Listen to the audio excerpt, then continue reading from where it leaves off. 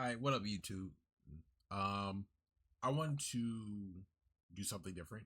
Watch Legendary drops his videos. I usually watch these passively, but I want to give my take. Do something like how Asmongold does it. And copy him a little bit. He has a definitely successful platform to do so. So I want to just see if I can get a piece of the pie. And just go over what our boy Legendary drops has to say. I do. I was about to watch it just in the background, but I know I was going to stream soon, so I thought, hey, why not just make a recording for it? So let's get into the video. Last line, and I am not letting this go. I have wanted to talk about this for such a long time. Have you guys noticed how soft games have gotten? Games that used to have an edge, that used to have personality, that used to have a very clear and distinct identity, Yes, that have I been have. sanded down to the point where I don't even know what they are anymore. It's everywhere. It's the mechanics, it's the difficulty, it's the way that characters talk, the language that they use, how they're designed, the themes that I have realized this. Essentially, this is what I said in my stream yesterday with achievement farming in most games nowadays. It's not really. It's kind of dead. As a person who likes to try to accomplish achievements for any game that I truly enjoy and want to play every single day, it feels like nowadays achievements are checkpoints. And it's like, cool, I made it to the checkpoint, but okay, it's whatever. And it kind of ruins the whole premise of the achievements because it's like, achievements is like, oh, like if you look on Steam, it was like, hey, you did you did X amount, and you it and there's like 5.2% of people fucking what's it called got this achievement, and it's like, cool, I feel accomplished. But then you take like a gacha game like Wu Genshin, it's like if you do like the main story quest, it's like, yeah, you got little primo gems or the whatever it's called in Wu. It's like, cool, I just completed the story and I got a little extra reward for it. I would prefer that just to come in the mail for all, like, just doing everything. Like, hey, you finished the full story. Here's a little reward for doing so, instead of here's an achievement for it and making all these pointless achievement, and then it's just like, yeah, okay. they explore and the topics that they explore pretty much across the board in almost all forms of media. You're seeing this identity crisis where people have no idea who any of this stuff is being made for. And now we have games journalists that are coming out to make things worse, begging Game journalists, like we actually listen to them nowadays. The only game journalists I read is hey, there's a free game on here, such and such or such and such. Because sometimes the bots are like, here's a free games for the week or stuff like that. They kind of miss these certain type of games. That's the only game journalists I read. game developers to put an option into games, into mature rated games, to make it where they can play it in front of their 7-year-old. Games that are intended for mature audiences and that are labeled as such need to be made child safe. Stupid. What are you doing? It's like this industry is being turned into a padded room. Everything needs to be made for everyone without any barriers, I guess. No barriers, no friction, no obstacles. Oh, you have a game that has a very specific and distinct audience. We can't have that. Oh, we have a game that might challenge or make people feel uncomfortable. Ooh, it's a bit touch and go, isn't it? I know we've seen this kind of discussion pop up around character design specifically, but that has always been a symptom of a much larger problem. And it's one that we are going to talk about today. Okay. But before that, a word from today's sponsor, Displate. They sent me a bunch more. Honestly, I would love to get sponsored by Displate. I bought 8 posters from them total over the years. One was a Final Fantasy one. One was Omae was Sinigato or something like that. I know I butchered that so terribly. Comment section, type it up. Let me know how to properly say it. I have that one, and I have Eat, Play, Game, or Eat, Play, Anime. I believe that was the one. But that's the older posters. And then I had some Kingdom Hearts posters. Because I'm a Kingdom Hearts fan. But yeah, I do love Displate. So I definitely say check it out. Use his code if you once he shows it. They always give out discounts, and like I told my boss and coworkers, like if you ever want to get posters, get displays or anything of that nature that support, because display supports the community. Because every time you buy something, they plant trees, and that's oxygen for the earth. It's just like how the whole get the plastic out of the water. It's a good cause. I don't know. You could use the claim on your taxes, especially with tax season is in session. But hey, it is what it is. Today's video is sponsored by Displayed, and if you've been watching the rise of Expedition 33, then this is one you're going to want to check out. They just released their official Expedition 33 designs, and they all look incredible. The detail, the color, the atmosphere, it all translates beautifully to metal. I just got a few of them myself, and they are easily some of the cleanest looking displays I've ever put up. If you haven't used Displate before, Displate makes premium metal posters that mount magnetically, no tools, no frames, no wall damage, just stick a magnet to the wall, line it up, and that's it. Swapping them out only takes seconds, and the quality is always top tier. They've got over 1 million designs to choose from, everything from games, anime, and movie to tech and fantasy. That includes their texture prints that add depth and texture, plus their limited edition drops that don't get restocked once they're gone. Now, maybe you're looking for something a little bit more personal, and you can try out their custom displays feature where you can upload your own images. Maybe it's a family picture, and you can turn it into a perfect gift-worthy metal poster to give to somebody else. Use code LEGENDARY at checkout, hit the link in the description, and grab something that actually deserves a spot on your wall. I don't know exactly when this all started, but games used to have conviction. You could look at a game and instantly know who it was made for. No ambiguity. Like, look at that. Like, the fact that this is supposed to be a Warhammer game, you just hit somebody with a hammer and there's no blood, like no guts, nothing like that, no gore, no gore in this fuck. It's just crazy to me. Like, this is one of the reasons why I don't play this game. Like, the first reason was there's not enough content. You just rerun the same missions. People picking your class. You can't play with the same class. Well, that's just personal stuff. But the fact that the visually you have blood, guts for a Warhammer game, like compared to Warhammer, Darktide, this was very PG and just like I wanted to see blood, like some Doom type style. And this was just like, look at this. Boom. Boom. Like, it's just explosions. That's like sabotage. Like, look at the blood right there. But it's like, it goes away. So that it's like, not like so there's no effort. Oh, I actually muted it. Let me, play that back. It's a clear vision executed without apology. Space Marine 2 reminded me of what that felt like, or better yet, what we had lost. It knew exactly what it was, a bloody, gory mess of a game intended for mature male audiences about stoic warriors who barely speak and show their loyalty through action rather than dialogue, men acting like men, and it worked because it fully committed to that identity instead of hedging its bets, trying to appeal to everyone. But most games don't do this anymore because the industry has convinced itself that having a clear identity somehow makes games less accessible. And that's the word of the day here, accessibility. That term has changed so many games. The idea is simple enough, remove barriers so more players can play the games and enjoy these games. But the problem is that definition has been mutilated beyond all recognition and is now getting slapped onto anything that anybody wants changed. Accessibility is defined as the design of products, devices, services, vehicles, or environments to be usable by disabled people. I want you guys to keep that one in mind. Disabled people. That's it. I'm spelling that out right now because what's happening in the games industry has almost nothing to do with this definition anymore. Real accessibility removes unintentional barriers to experiencing a game as it was designed. Subtitles for deaf players, remappable controls for motor impairments, colorblind modes, UI scaling. None of these change what a game is, they just let more people reach it. But now, accessibility has been weaponized to justify gutting mechanics, lowering difficulty, sanitizing narratives, changing language, redesigning characters, demands that have nothing to do with disabilities and everything to do with remaking games for audiences that they were never intended for. I'll be honest, I never really cared about accessibility in the capacity that he's talking about. I always just, my first thought is, hey, my best friend plays on PlayStation. I play on PC.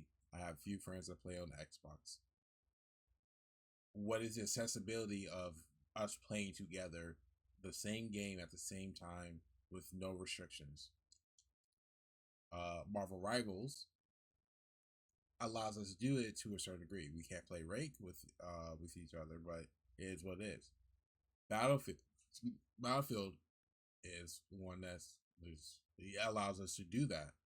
I believe there's no rank in Battlefield, so there's no thought process to play Rake in that capacity.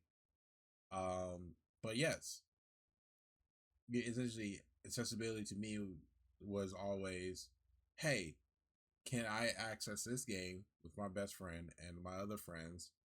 What is the limitations on it? And Elden Ring, Night Rain is a good example of this.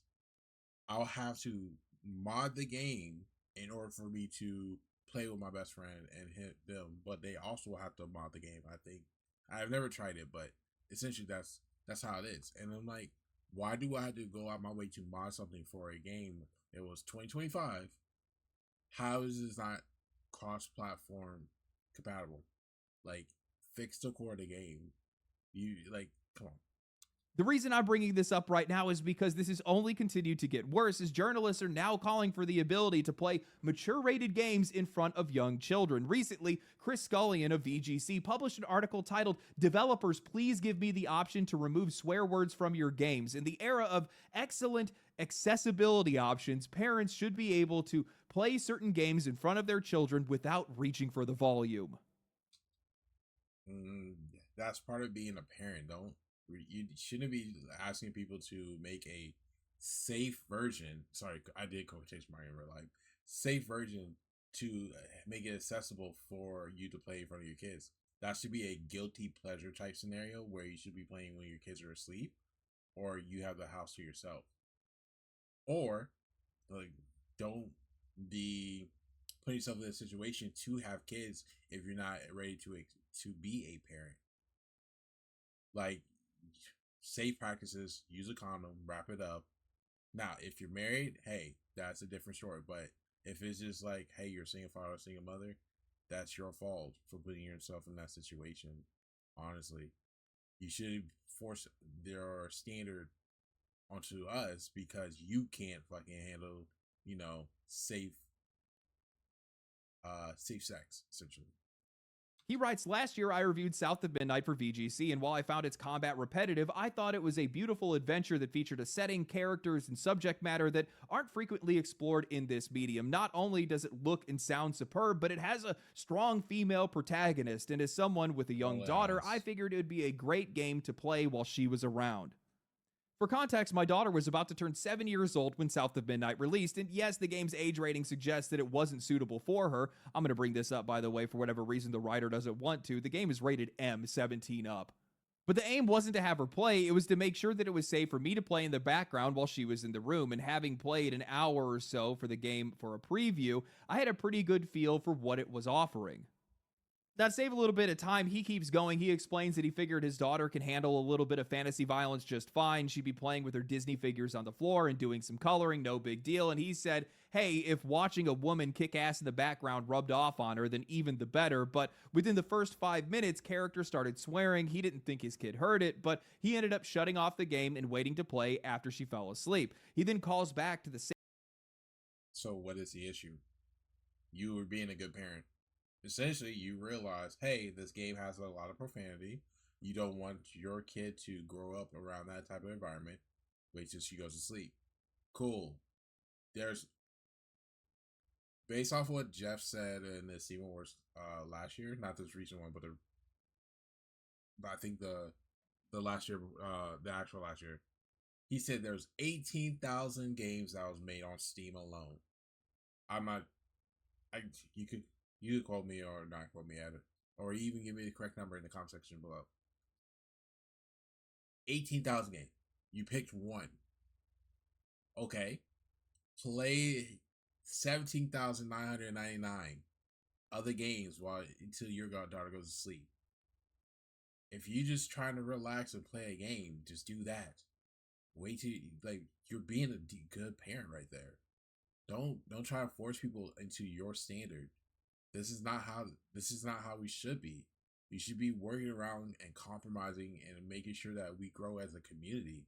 And you doing this is just hurting the community. Now, if later developers later on want to put a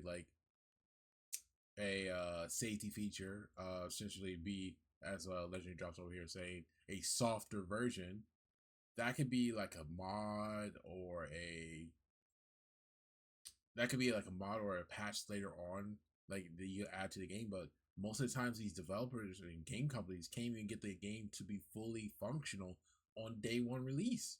That's the biggest issue. We're getting so many half-ass games that this is not even in the equations of what I need in a video game. Like, I don't even know why this is a conversation or even an article for people to read. My biggest thing should be, 1, making sure the game is functional. 2, making sure the game has accessibility to play with off of multiple platforms. 3 is making sure the game is fairly priced, because no one could constantly buy $70, $80, $100 bundle fucking games. Like, we need game. I understand that developers have to get paid. I'm not saying that. But if you want to make sure that your people are getting paid, deliver a product that people are willing to spend money for. The best word of mouth, the best way for your game to be good, is to actually develop the game through the team that is supposed to develop it. Don't do it like how Blizzard, any AAA companies doing nowadays, where they have so many micromanagers and so many people on the thing that it's so diverse and so out of place. It sucks. Get your core people, let them handle the game. If they need help, let them ask for help. Give them a reasonable time frame, not something that's ridiculous, like, oh, we need it within a year, or we need it within 3 years. Okay, look at Kingdom Hearts, for example. One of my favorite franchises. Kingdom Hearts 3 was scheduled to release in before, I think it was first announced in either 2016 or 2017. Something like that. And it took them 4 years, because of fuck Frozen, by the way. It took them 4 years to get that game developed. Frozen came out. They added Frozen. They added Tangled. Blah, blah, blah. But at the end of the day, the game was still beautifully made, and it was fully completed. That short, but it was still fun. Like, it took me only 16 hours to beat that story mode. Like, come on, bro. I only got stuck in Toy Story because of the UI, or I would have finished it sooner. But still, that's what we need nowadays. These live service games need a better business model. I don't care about Battle Pass. I'm willing to spend money for Battle Pass, whatever. I don't care about microtransactions. I'm willing to spend money on microtransactions as long as it doesn't impede the game for me. Because nowadays, I'm just tired dealing with cheaters. Like, that's the biggest thing. And because these live service models are so easily hacked, because there's rank into it. You get hackers, you get cheaters, you get like all these different types of business models. It's just so stupid and crazy. But let's get back to the video. Same thing that had happened before with Avowed, another game with strong female characters, he makes sure to mention, that had the exact same problem, too much swearing, and he ended up having to turn it off. Notice how he keeps doing that every single time all these games have strong female characters, like it's a stamp of approval, like he's using that to try to justify why these M-rated games should be safe for his 7-year-old. South of Midnight is rated M for mature. That means 17 plus. His daughter is 7. She is a decade away from being this game's intended audience. That rating exists specifically to tell him that this is not appropriate for children. And his response isn't, oh, well, maybe I should just play it when she's not around. No, his solution is that the game needs to change so he doesn't have to adjust his own behavior. Now, I love how he opens this response because he knows he is dropping the worst take possible. He says, before we go on, here's the paragraph that you can feel free to quote on social media when people inevitably moan at the headline of this article without actually reading it. In no way, shape, or form am I trying to say games should have their swearing removed or that content of the game should be compromised in any way for the people who want to play them unedited. He then goes on to clarify his stance, saying that he's not against swearing in games when it's used well, when it can deliver impact, humor, or fear. He already knows this. Essentially, from my point of view, once again, I don't like if they want to add a feature like this, cool. But I don't care. Like, this shouldn't even be the biggest issue. You, as a game journalist, should be asking or questioning, why are games feeling incomplete? Why do games feel empty? Why do people play the same or willing to play games that are a decade to 2 decades old, even if you do remake it or remaster it, stuff like that? Why? Why can't modern gaming be good for its community? That's the question you should be asking. He is categorically in favor in the right circumstances. His actual request, a toggle option for games where swearing isn't actually necessary. He wants developers to provide an option to turn it off and create a secondary audio track and a XXX for subtitles. He admits that this wouldn't work for every game. Obviously, you can't sanitize GTA 6 or games entirely built around profanity, but for games like South of Midnight or Avowed, he thinks it's a reasonable ask that would make the difference between whether or not he could play the game with his family. Again, we are talking about games that are rated mature and not intended for all audiences. In his closing, he writes, ultimately, we live in a world where many developers are finally implementing a solid range of accessibility options to make their games playable for players with a myriad of conditions, disabilities, or any other situations which would otherwise prevent them from enjoying a game fully. We also live in a world where games like Grounded, Star Wars Jedi Survivor, and Monster Hunter Wilds have arachnophobia modes for people who don't like encountering bugs in games. And there it is. That is exactly the problem that I am calling out right there. You do not have a disability. Having a kid is not a disability. You are not a part of those people. You are not a protected class. You are not being excluded. Yo, that horse is taking the biggest dump of his life right now. That's crazy. Oh, I was looking at that. I was like, yo, that's crazy. But no, I do agree with Leslie here. Like, you're not disabled. There's no reason.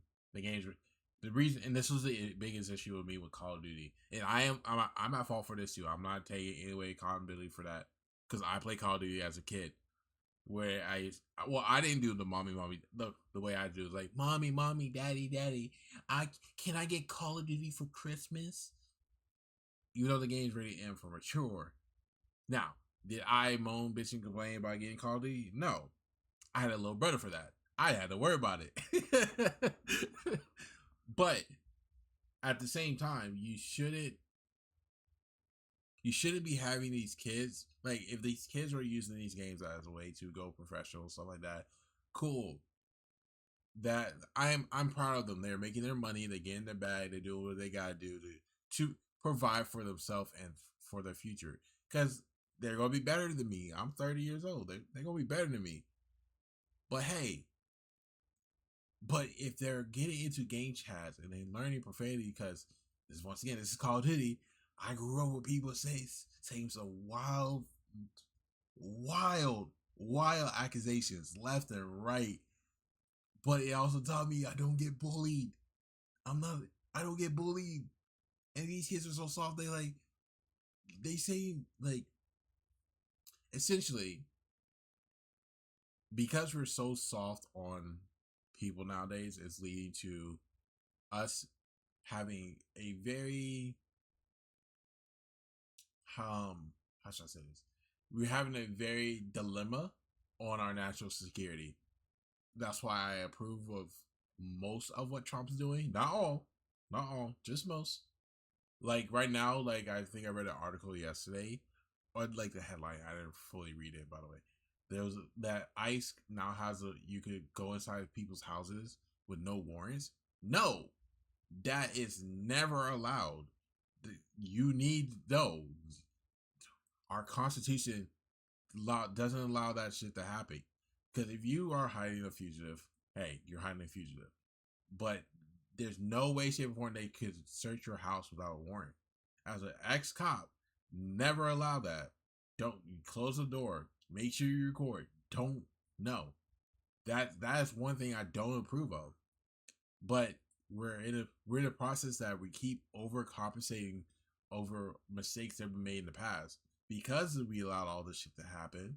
Because we have all these criminals and gang members and all these fugitives in our country who are causing like Minnesota's fraud, Hope for missile fraud, California's fraud, and all that stuff because it's voters that how hospitals, which I don't one reason why I don't trust hospitals, all that jazz is because they get benefits for helping those people, and they get tax reductions, and they get save money and do all this stuff because they have a certain amount of quota for the whole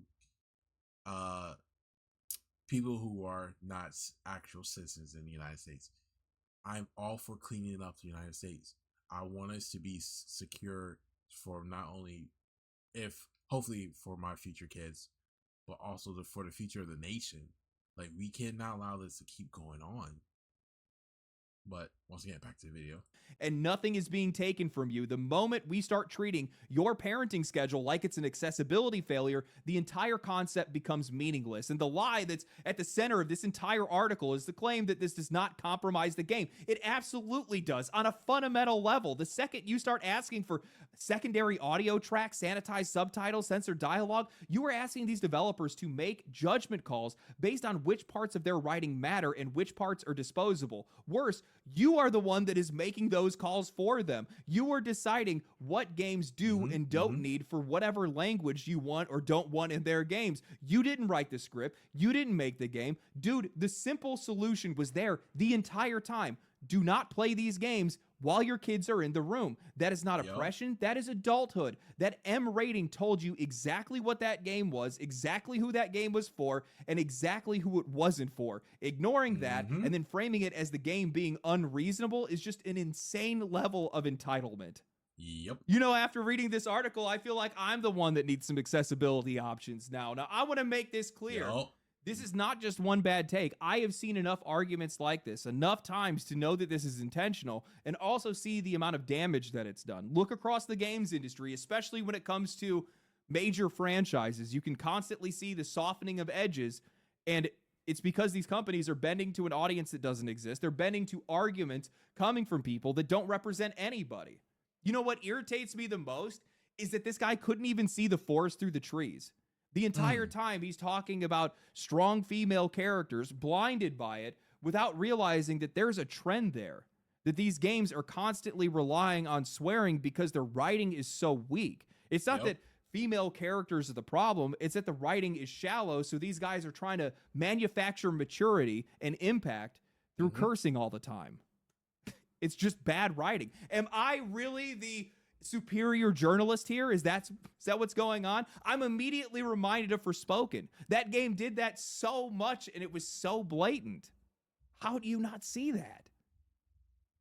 Accessibility needs to be protected from these people. It does not belong to them. It is not for you. It is for people that have genuine obstacles in life, a much harder life than you have.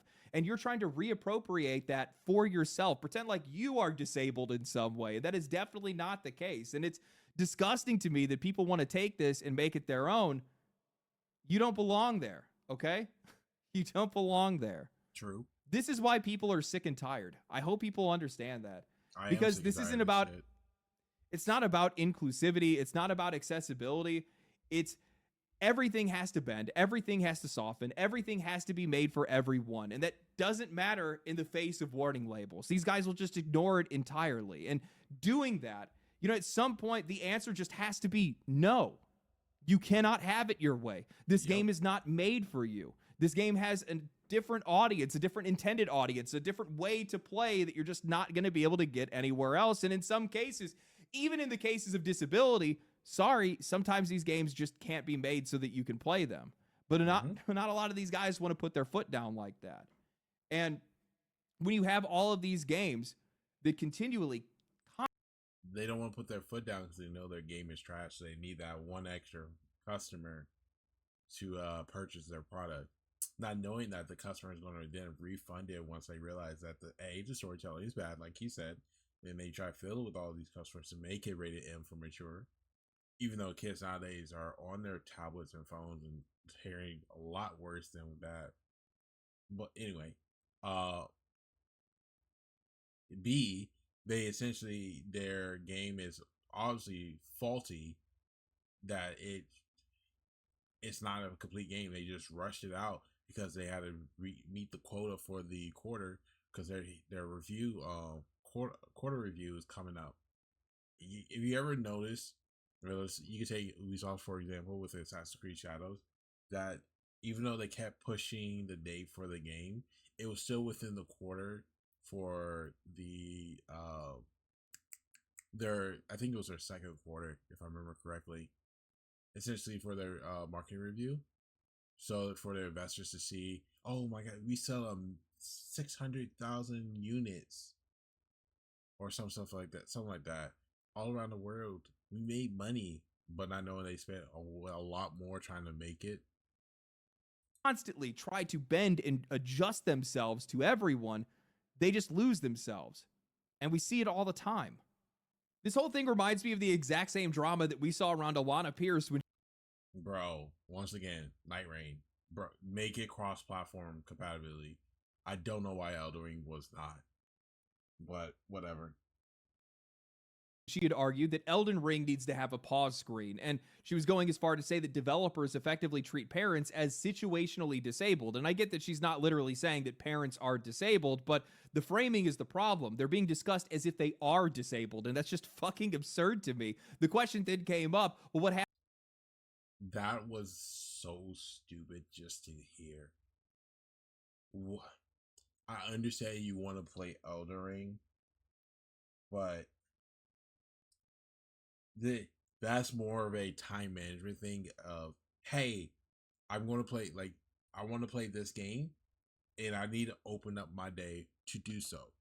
Okay, how can I put myself in a time slot schedule so that way I know how I can play this game with no interruptions? This is the mindset I had ever since I was a kid, because growing up with a black parent, my mother, Saturday morning, 6:30 every morning, doesn't matter what happened, where you at, what you doing, you asleep, don't care. My mom will have her music cranked up, have that Prince, Smokey Robinson, Temptations, all that, loud as hell, and I know she's about to come to my room. My smart butt make sure I took care of everything before I went to sleep, or because I have sleeping issues, I woke up at 2 or 3 in the morning and I took care and made sure everything was done. So when she knocked on the door, it's like, time to wake up. I'm like, I already did everything, and I go right back to sleep, and she leave me alone, because I did smart time management, because I already know what is to come. But hey, if you as a parent can't make it show stability within your home, you don't deserve to be a parent. Yes, there's going to be chaos as a parent. I'm not taking that away. But if you can't show stability so your kids have a set schedule on what to expect for their day, and how they let them dictate how they want to spend their time in a form of make sure they can either participate or skip it, in a form of being productive, then you're not teaching your kid how to be responsible. Happens if the baby is crying? What happens if your kid hits their head? Well, you just put the controller down and you go deal with it. If you lose progress, It is what it is. That's life. That's just the way things go. Not every single experience needs to be built to protect you from circumstance, responsibility, or friction. Now, sure, you're allowed to have an opinion on whether or not you think games should have a pause menu or not, but From Software very deliberately chose not to include one, and they did it for a reason. They want you to not feel safe while playing their games. They want rest to feel earned. You might think that adding a pause button wouldn't take anything away, but they clearly do, and I'm right there with them, or I'm at least going to respect what they say, because, well, having the option to pause whenever you want does completely break immersion. It reminds you that you're playing a game. It pulls you out of the moment, and it entirely kills tension. And honestly, given how consistently good their games are, I'm going to side with the creative vision over the parent that is worried about losing their progress after stepping away. The Yep. world does not need to bend to your life. Sometimes If you have an issue about being a parent, you should have been more careful. Plain and simple. The fact that you don't have as much free time as you wish you had, that's your fault. Because it takes two to tango. And once again, safe sex, use a condom, wrap it up. Or you be in a situation where you can't enjoy the little things anymore. That's one of the great things I do enjoy about being not having any kids. I enjoy the little things to the best of my abilities. you just need to step away from the game. Actually, speaking of From Software, their games always seem to be the center of a lot of these accessibility arguments, and they always. And also, if I do have a kid, I will make sure I have a set schedule to make sure that I'm more productive, so that way I can make sure that my kid knows what's up. I'll make sure that he's in a very safe environment where he can have fun with his toys and stuff, where he can make sure he's watching a healthy children videos. Not no Coco Melon. That's just that no. Like something like I grew up like Blue's Clues or Rugrats or stuff like that. Yes, I grew up watching that stuff. I know who the characters are. I never understood the political stuff behind it, but it was enjoyable for me. Like with my next paycheck, I'm buying all 3 seasons of Static Shock because I enjoy Static Shock. I grew up on Static Shock. There's a lot of good life lessons with Static Shock. But hey, that's just me. I want to have a good media for me and my future family. Show up every single time they have a new game come out. The same conversation crawls its way back out. Difficulty. Who is the game made for? Who is it supposed to leave behind? When Elden Ring first launched, Wired ran an article that was titled Elden Ring Isn't Made for All Gamers. I wish it were, framing the lack of difficulty options like it was some kind of design failure. And what's always been really funny to me about that conversation is that the challenge is the point. Difficulty in From Software games isn't an oversight, it's half the experience. These games are about overcoming something that feels like it's impossible, about what it feels like to be just a guy standing in front of a god and somehow scraping by. That imbalance, that tension, that sense of earned progress is why finishing these games feels like a genuine accomplishment. And people want to sand that down because of empathy for a hypothetical audience that matters more than respecting the actual experience itself and the people that are already playing that game. What are you guys doing? What's wild is From Software already has the smartest accessibility design in the industry. They just don't dress it up as a menu toggle. They don't use difficulty sliders because the player is the difficulty slider. You can use magic, range builds. There's so many times where I remember, this will make me sound old too. I remember back in the day where games was for the West was so difficult. And I'm like, and then I'll hear some game news about how someone in Japan or some Asian kid is like, oh, this game is easy. And there's Stefan from what's it called? The emotional damage guy. He made a one video about the difficulty, like the Asian difficulty, and it's a really good video. I would definitely say check it out. But essentially, like he took a step, hit the grass, died, and that was an Asian difficulty. Now, that's why I'm like, hey, I'm all for different difficulty based off of different what's your play mode. Kingdom Hearts, once again, one of my favorite game series. I'm known for that. Like, you have to beat the hard difficulty before you get to critical. Why? Because you have to show you prove to be critical, because not everyone could do that. So you speed run through hard mode, and then you get to critical, and you truly enjoy the game therefore. That's what you have to do. But that's earning felt more of an achievement, where it felt the challenge was rewarded for your time. Then full circle. Summon spirits, co-op, you can overlevel, you can respec, and I do all that stuff all the time. If I hit a wall, I leave, I grind, I change my build, I listen to the game and what it's telling me, and instead of assuming that it's the game that's the problem for pushing back. Honestly, the more that I think about it, difficulty might be the most butchered part of modern game design, and it's all in the name of accessibility. There are some fair critiques to make, absurd boss runbacks like in Silksong that definitely deserve some criticism, but challenge itself, that has been stripped out of so many games. There's not a lot of games that make you lock in anymore, and from where I'm standing, that is the game feel. That's the interaction. That's the friction that gives your actions weight. Strip that away, and you're left with a game that technically functions, but is almost completely empty. I remember when I was playing Doom the Dark Ages, yeah, the game looked good and it ran well, but the difficulty was almost entirely on the player. Yes, they had default options for difficulties, but that's not what the game was balanced around. It was balanced around all the endless sliders and dials and settings and modifiers that you could change for the difficulty. You could reshape the experience however you wanted to, which sounds great on paper, but it makes the game feel like the developers had no idea how it was actually supposed to play. Their whole marketing push for the game was around how it was the most accessible Doom ever, and the moment that that mentality takes over, the game starts to lose its identity. I mean, this bled into everything. They had map keys that literally had spotlights on them. Secrets were marked on the map with question marks. Secrets. How are you supposed to be calling them secrets at that point if you're pointing right at them? At that point, you're not even exploring the game anymore. You're just following a GPS. Nothing feels earned in a game like that because they're not letting you miss anything. Everything's been smoothed down to make sure that everybody experiences everything, and then you're just left with just this empty feeling.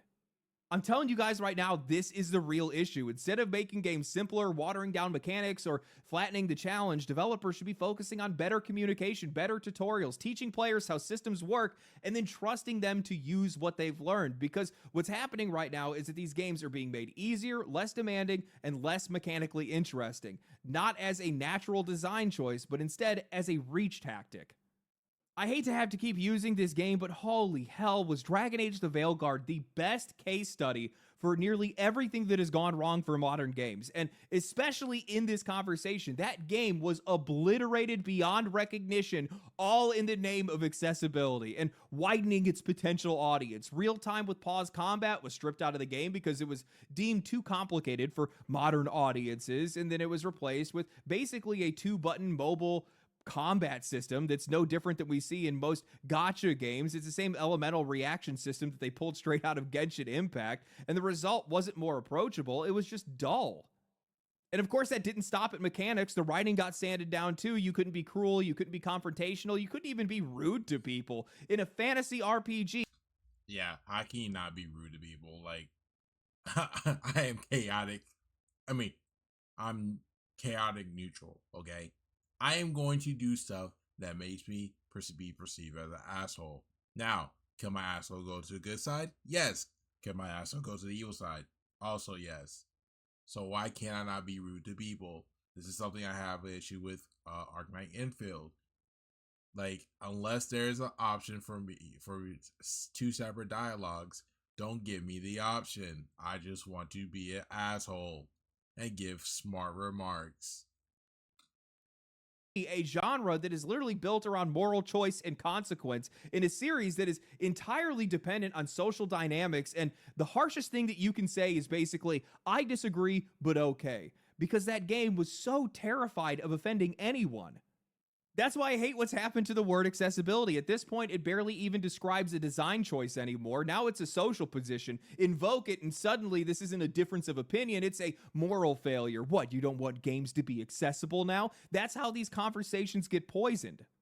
I mean, now this stuff is even being applied to narratives and character designs in a way that is just deranged to me. Gender, identity, skin color, all of it is getting implicitly framed as some kind of barrier to play, as if those traits are functioning as disabilities that need to be designed around. That is so patronizing and offensive. It is training writers and developers to prioritize optics over characters, messaging over personality, and it explains exactly why so many of these games just suck.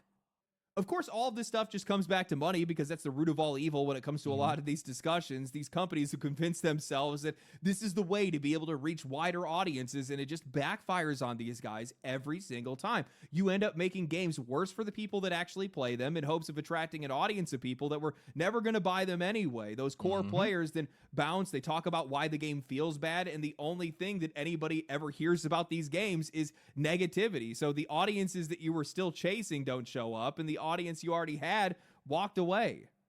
I know that this is a conversation that probably a lot of people don't really feel comfortable talking about. And I think I'm comfortable talking about it. I really don't care. Like, hey, you want to talk about it? Let's talk about it. Like, even to this, like with the whole Zaza situation, even though I've been talking about it for 3 days, which I'm getting fed up about it. Don't get me wrong.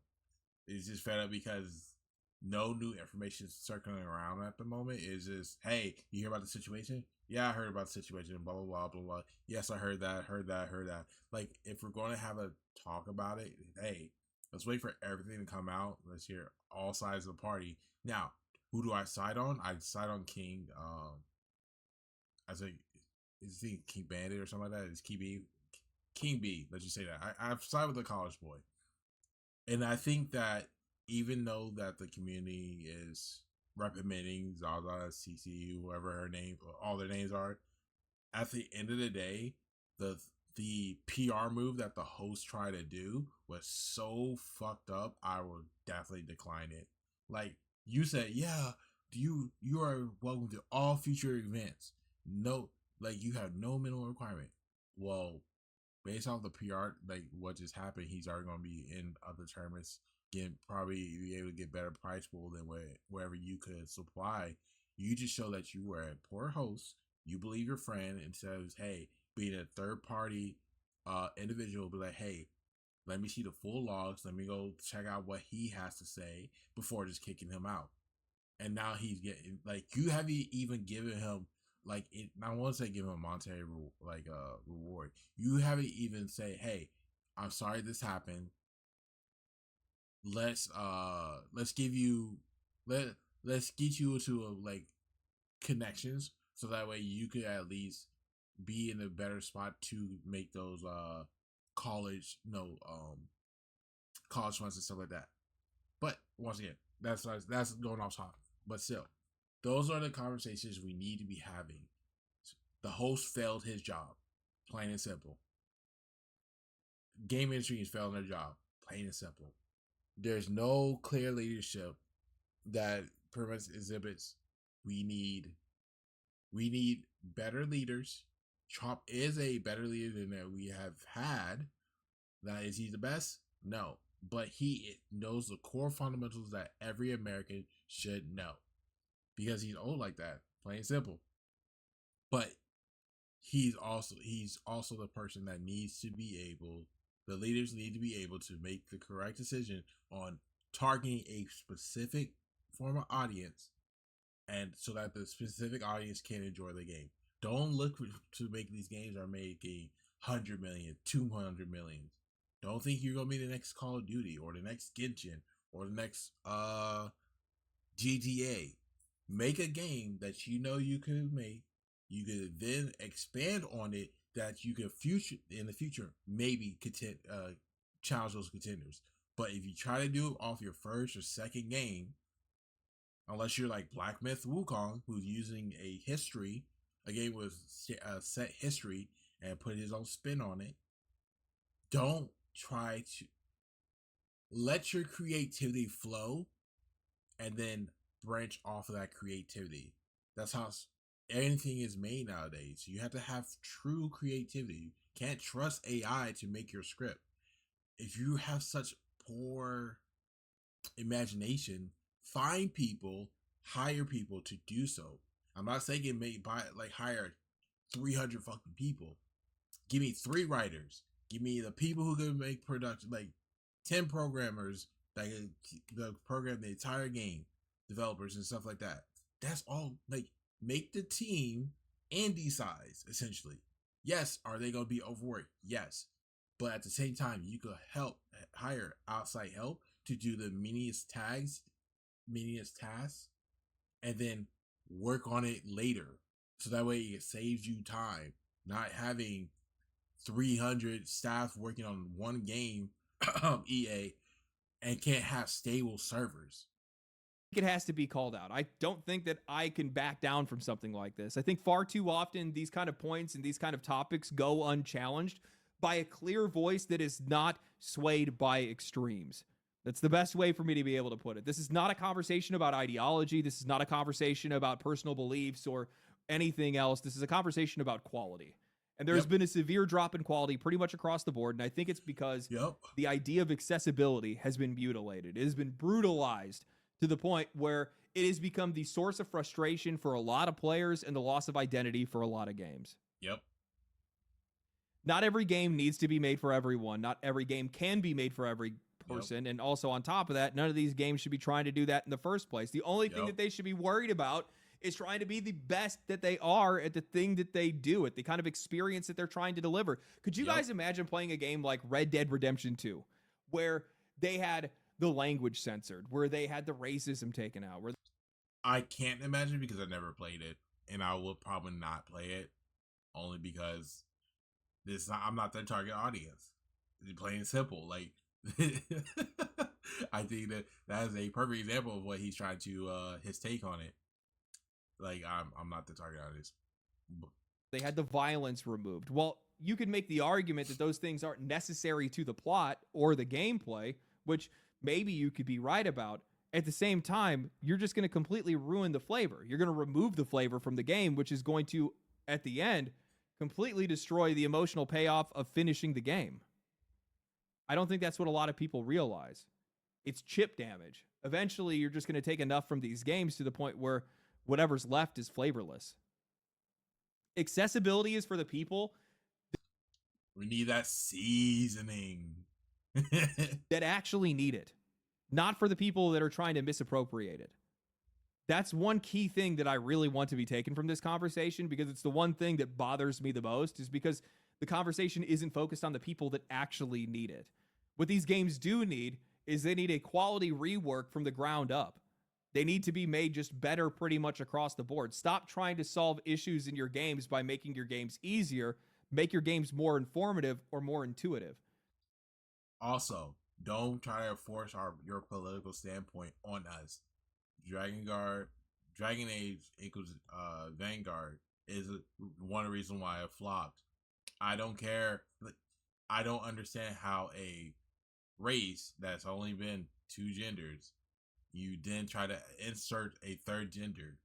I don't understand how a game that the developers had to tell us that every action that we did inside the franchise is pretty much wiped out because it's obsolete.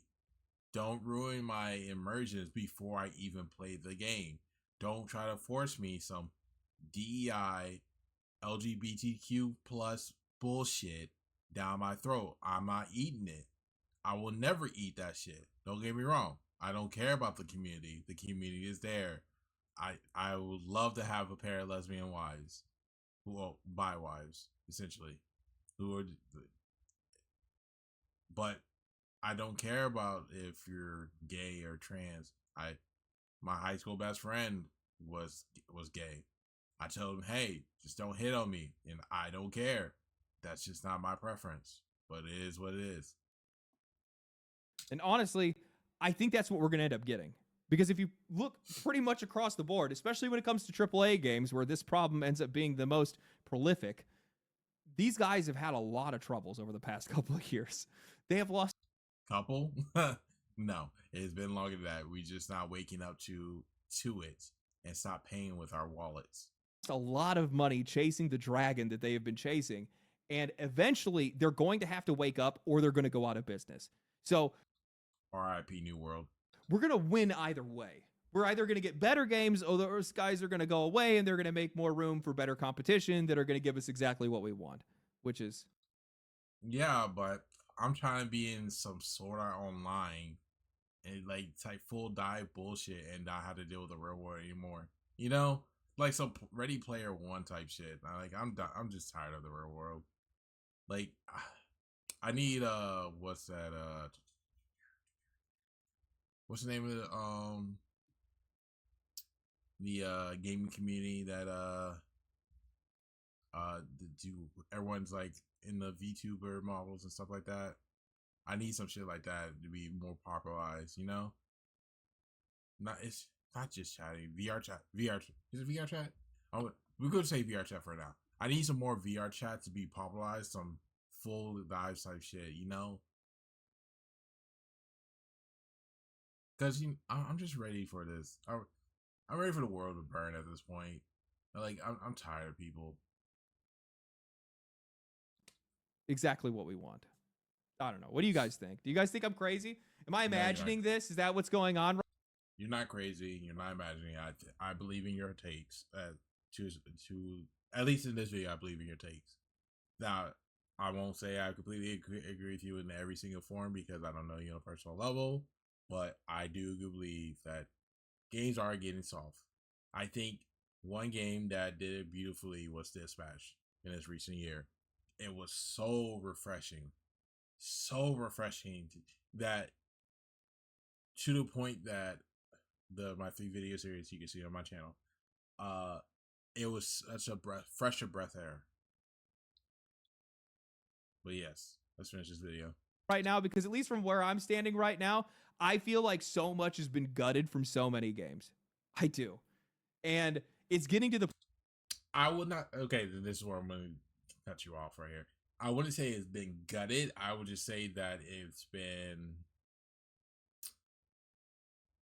I would say that it wasn't even in the list of being developed because they were trying to be accessible for everyone. They already had like a plot line. Hey, this.